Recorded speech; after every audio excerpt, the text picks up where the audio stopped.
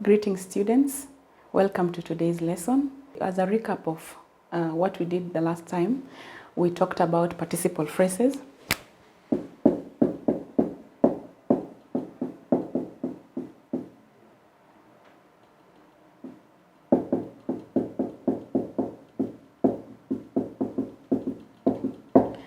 And in particular, we introduced that a participle phrase is a group, which is a group of words that functions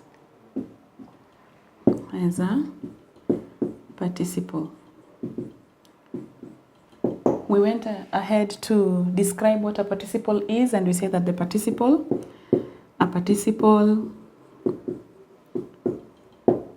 is a verbal word that describes a noun.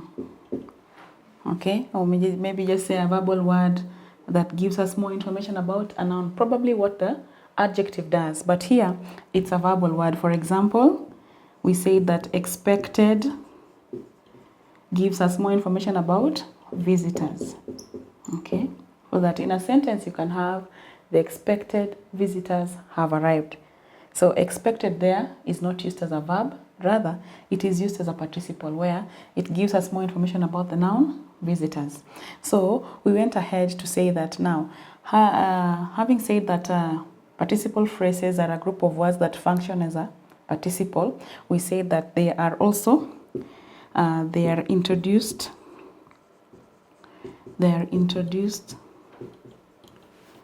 by present participles or past participles. The phrase that is, so that we say that this participle phrase is normally introduced by a present participle or a past participle. For example, leaving the baby on the bed, Juma removed the pan from the fire. So this is an example of a present participle phrase. So that we have leaving the baby on the bed as a present participle phrase. We also went ahead to say that the action, that the present participle phrase is used to emphasize that the action in the participle phrase happens immediately before the action in the main phrase, so that both happen almost simultaneously. This action comes immediately after this other action. This action in the main sentence comes immediately before the action in the participle phrase. So the participle phrase is separated from the rest of the sentence by a comma. For example, leaving the baby on the bed, comma, Juma removed the pan from the fire. For grammatical purposes, it is important that you separate it from the rest of the sentence using a comma. Now, this time we're going to look at past participle phrases. So remember we said that the participle phrase is normally introduced by either a present participle or a past participle. So when you look at the past participle phrase,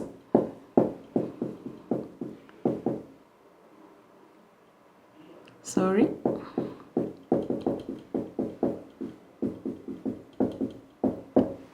in such a case we will have the phrase will start with a past participle. For example, left on the bed, comma, the baby began crying. Or having finished dinner, comma, we all went to sleep. So in both cases, they all begin with a what? a past participle phrase. And the second sentence again, it begins with a past participle phrase. Okay? So in this sense, the past participle is used to emphasize that the action in the participle phrase comes before the action in the main phrase.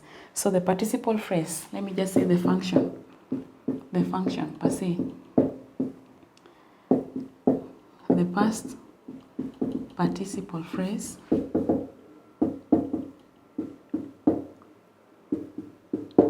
is used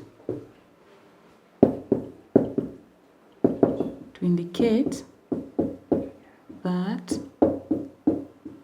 the action in the participle phrase happens before the action in the main phrase. So the past participle phrase is used to indicate that the action in the participle phrase happens before the action in the main phrase. Let's come back to our examples. Left on the bed, comma, the baby began crying. So this action happens before this other action begins. It takes place before the other action in the main sentence. And this other sentence, having finished dinner, comma, we all went to sleep. Again, finishing dinner happens before going to sleep. Leaving the baby on the bed happens, the baby being left on the bed happens before the baby begins what? Crying. So I'm going to back to the second sentence, having finished dinner. I'm going to explain something about that. We can use having in front of a participle to indicate that one action finished before the other begins. So I'll just note that down. So having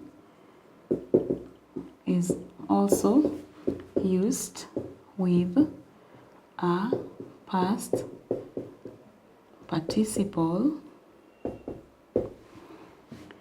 to indicate that one action is finished before the other begins. Okay, so having finished dinner happens before the going to sleep. Okay, let me add you one more example. Having left the baby on the bed, comma, Mary went outside. So let me read the sentence. Having left the baby on the bed, comma, Mary went outside.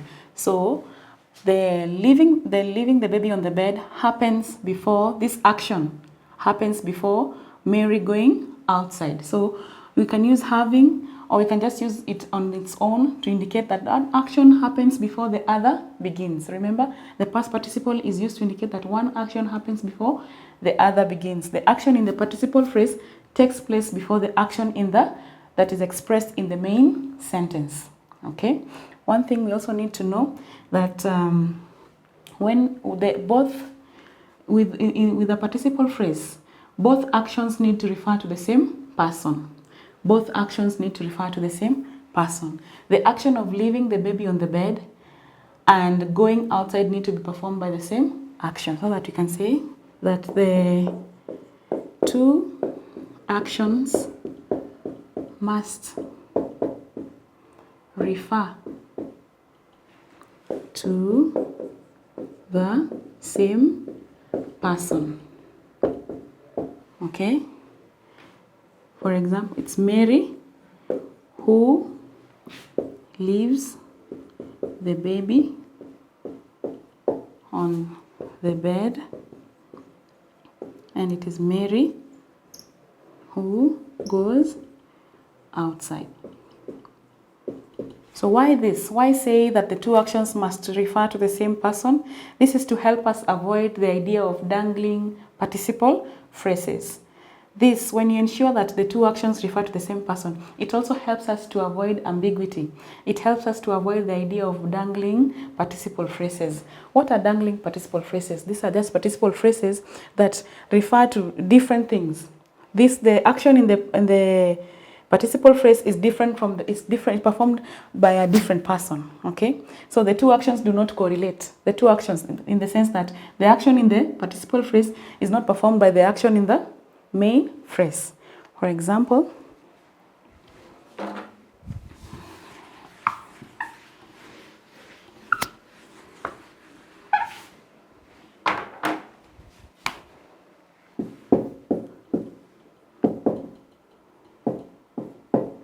I have said the dangling participle phrase. Here, the action in the participle phrase is performed by a different person and not the same as the one in the main phrase or sentence. So the dangling participle phrase, here the action in the participle phrase is performed by a different person and not the same as the one in the main phrase. Let me give you an example.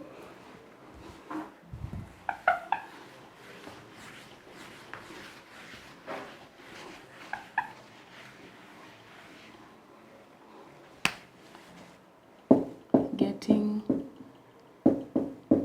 poor results. My parents were really upset. Okay, getting poor results. Sorry. Getting poor results, comma. My parents were really upset. Getting poor results, comma. My parents were really upset. We've said that the two actions must refer to the same person. So this one is a dangling participle phrase. Why? Because the getting poor results is not the same person as the one who was. My parents are not the ones who got the poor results. So the getting poor results is not performed by the parents. Let me write this clearly. Is not performed. This action of getting poor results is not performed by the parents. Okay? The parents are upset, but the idea here is now the student is the one who got poor results, but says my parents. So what follows here should be the person who got poor results, but instead what has followed? My parents were really upset. It should have been getting poor results. I felt ashamed of myself. Or, for example, I really upset my parents. Okay, so be careful. Okay, so that when you're combining the two sentences, when you've been given an exercise where you're combining the two sentences, the two actions must refer to the same person to avoid what? The dangling participle phrase. Remember we said that the two actions must refer to the same person. Mary, the action in the main phrase, in the participle phrase, and the action in the main sentence must refer to the same person. All right? Now, here, the idea is that this action is not performed by my parents. That's why it looks like a dangling participle phrase. I'll give you more exercises to practice on it to avoid the idea of ambiguity and the idea of maybe having a participle phrase that looks like as if it is hanging. All right? Now, having said that, we can also add that the participle phrase now that we know that the participle phrase can be introduced by either a present participle or a past participle. We say that the example of a present participle is like leaving the baby on the bed. Juma went outside, and another one left on the bed. The baby began crying. So either case, they're just used to give us more information about the noun in the sentence. In either case, only that the other one is in the present and the next one is in the past. When you use the past one, it will be left. When you use the present one, again is the ing format. But the idea here is to know that the participle phrase is normally used to describe what? The noun in the main sentence. Now, one other use of the participle phrase. Okay. So I want to add one more example so that the meaning is more clear. I'm trying to emphasize the fact that, you can combine two sentences by making one a participle phrase, but now the two actions are not referring to the same person. So I'm going to give you another example that will show a dangling participle phrase or a participle phrase that is not clear on who is performing the action. Now we have coming round the bend, Mount Kenya appeared in all its glory. Coming round the bend, comma, Mount Kenya appeared in all its glory. You see, in the sentence that we have here, coming round the bend should be performed by whatever follows the participle phrase. So we should be very we should be very careful so that when beginning the sentence with a participle phrase,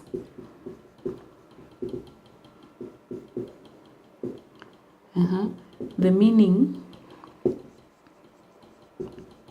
must be clear, such that in this sentence, when you say coming round the bend, Mount Kenya appeared in all its glory, it means that it is Mount Kenya that came round the bend, which is something that can rarely happen. There's no way that Mount Kenya has now legs that it has started coming round the bend. So it's very important that we should be able to combine the sentences by making one a participle phrase, yes, but now we should be careful with what?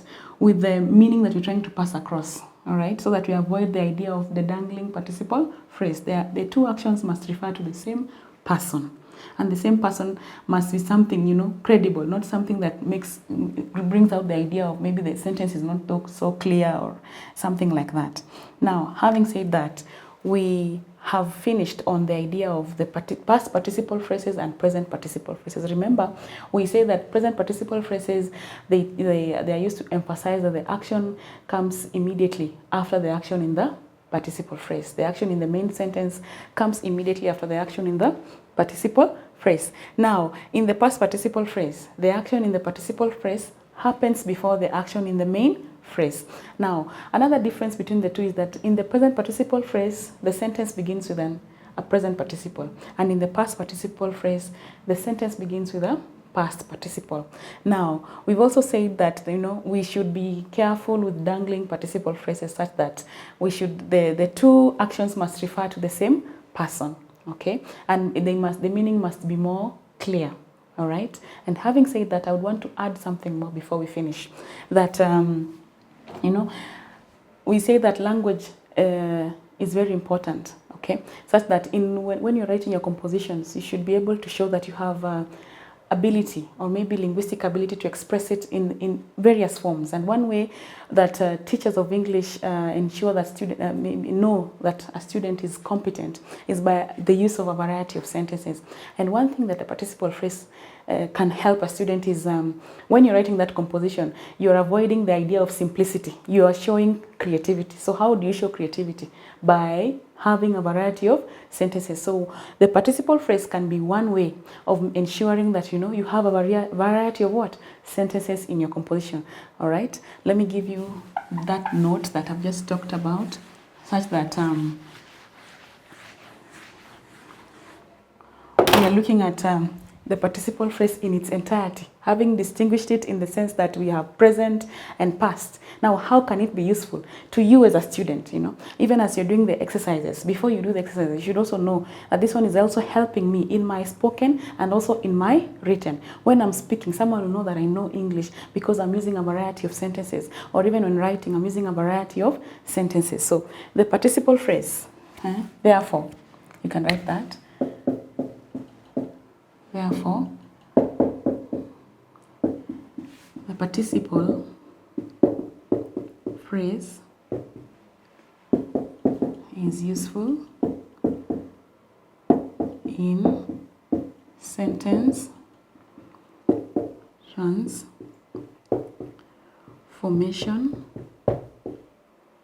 transformation where two sentences are combined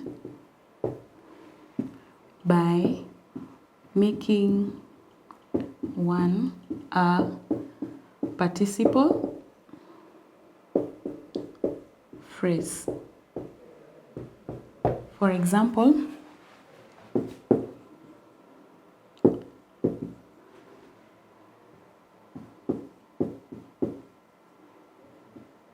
the food Maria washed the dishes. Okay. Let me just say, allow me to write this first sentence. Well, Maria finished the food, and then Maria washed the dishes. So we just have said that the participle phrase is useful in sentence transformation where two sentences are combined by making one a participle phrase. So we want to combine these two sentences by making one a participle phrase. The sentence reads, Maria finished the food, Maria washed the dishes. So when we combine the two, we'll say, having finished the food, Maria washed the dishes. So having finished the food, Maria washed the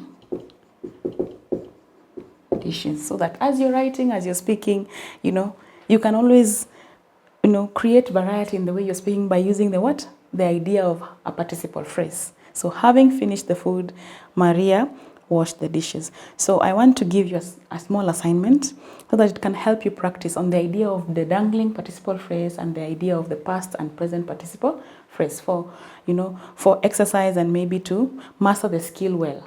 All right. So let me give you one exercise here, two exercises.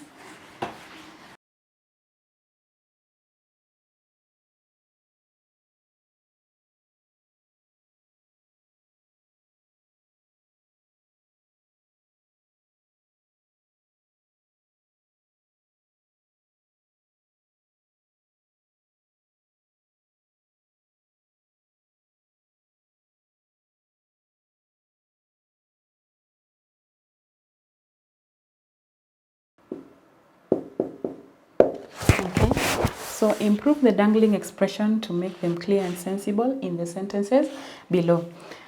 Burdened under the weight of guilt, every day seemed like 1,000 years. Having finished, number 2, having finished the presentation, Cheptoo's mind went blank. Then we have turning to page 4, my eye was struck by the use of contrast.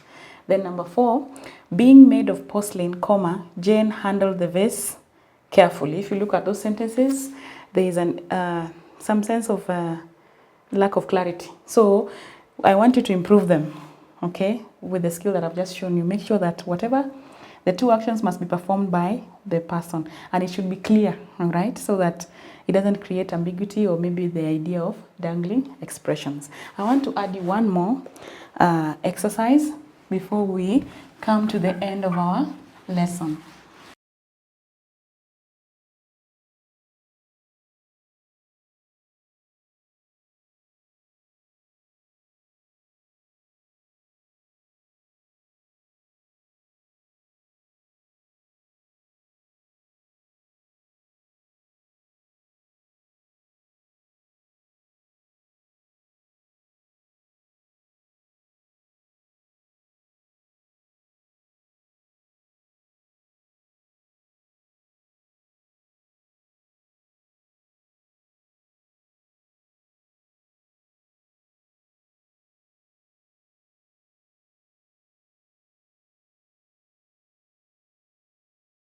Using the past participle as directed, form one sentence from the pair given.